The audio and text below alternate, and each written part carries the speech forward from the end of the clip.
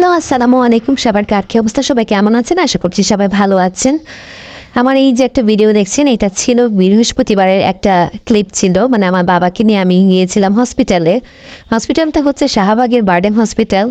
মানে আব্বু শুরু থেকে এখানেই সবসময় ট্রিটমেন্ট করে, আর আব্বু হার্টেরও অপারেশন এই হসপিটালেই করা হয়েছিল। তো এই হসপিটালে আসার কারণ হচ্ছে এখানে আমার এক মামা আছে, উনি এমবিবিএস ডক্টর। তো আব্বু ওনাকে সবসময় দেখায়।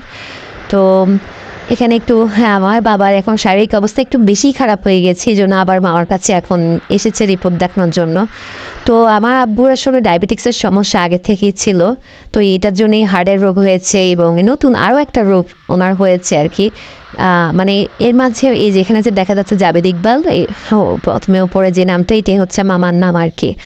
তো যাই হোক, আব্বু তো মামাকে রিপোর্ট দেখাচ্ছে। তো এর মাঝে হয়েছে কি, আব্বুর শারীরিক অবস্থা যখন একটু বেশি খারাপ হয়ে গেছিল, উনি একটু ইন্ডিয়াও গিয়েছিল এই রোজার মধ্যে আবার ট্রিটমেন্ট করানোর জন্য। তো ওখানে গিয়ে দেখা গেছে আর নতুন যে রোগটা হয়েছে সেটা জানতে পেরেছে, সেটা হলো ওনার কিডনিতেও প্রবলেম হয়েছে। সাধারণত যাদের ডায়াবেটিক্সের সমস্যা থাকে, এটা কিন্তু সবসময় কন্ট্রোলে রাখতে হয়। মানে যাদের আছে তারা তো আসলে ভালো জানে, এটা কন্ট্রোলে না রাখলে কিন্তু একটা রোগের থেকে কিন্তু আরও অনেকগুলো রোগের উৎপত্তি হয়। মানে মামা যেটা বললো আর কি, এই ডায়াবেটিক্সের কারণে আব্বু প্রথমেও হার্টের রোগ হয়েছিল, আর এখন কন্ট্রোল না করার কারণে মানে কিডনিতে প্রবলেম দেখা দিয়েছে।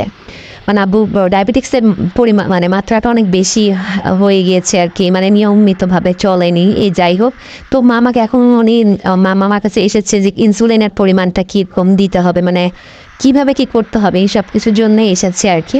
তো আমাদের তো চেক আপ করা হয়ে গেছে, মানে আব্বু রিপোর্ট দেখা হয়ে গেছে, আবার কবে যেতে হবে সেটাও বলে দিয়েছে।